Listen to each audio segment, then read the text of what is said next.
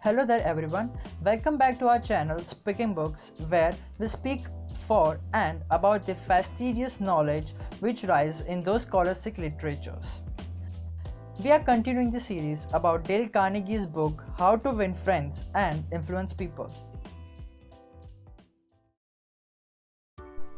Welcome to the third part of the book, How to Win Friends and Influence People. Here is the next principle. Begin in a friendly way. Let's say you are dealing with an extremely difficult colleague who does something to really upset you. The way we handle the situation will go a long way in determining how much influence we will have. Here is how Carnegie states it. If your temper is aroused and you go off on someone and tell them a thing or two, you might feel good afterwards, but how does that person feel? Do they want to agree with your points after you embarrassed them and attacked their pride? We should do our best to be friendly and kind, even when someone's wrong or upsets with us. Carnegie shares another story about how O.L. Straub, an engineer, needed to get his rent lowered as he wasn't able to afford it. Instead of going in and trying to negotiate or explain how ridiculously high the rent was, Straub calmly told the landlord how much he liked the apartment and how great a job they had done running that place. He then said that he wanted to stay there for another year, but he simply couldn't afford it.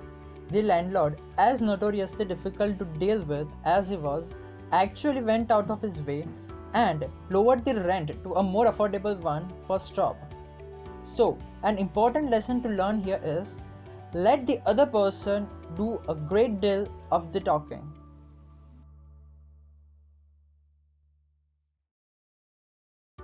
Many people trying to win others to their way of thinking do far too much talking themselves, which is less than optimal to say the least. As such, Dale Carnegie recommends letting the other person do most of the talking, especially if the other person is upset or not saying the things the way you want. And even if you disagree with them, don't interrupt them, let them finish. If interrupted, they will still have a stream of ideas running through their heads.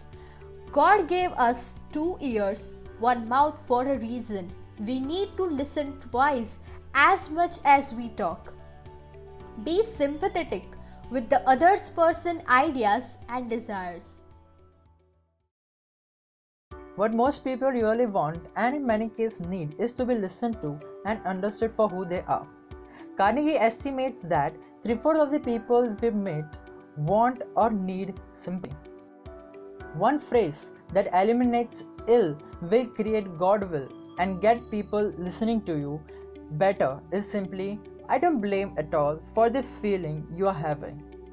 If I were you, I would undoubtedly feel just as you do. And as it turns out, you can say this phrase with 100% sincerity, because if you truly were that person with their mindset and feelings and background, you really would feel that way. Of course, if you were you in their body, you will obviously think differently. We normally have no idea of why the other person behaves as they do, and that we should be mindful not to judge anybody.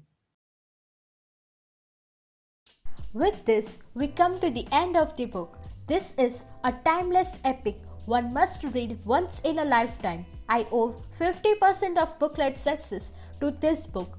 See you in the next booklet. Till then, happy reading and happy winning more and more friends. Bye bye. And don't forget to like, subscribe and share.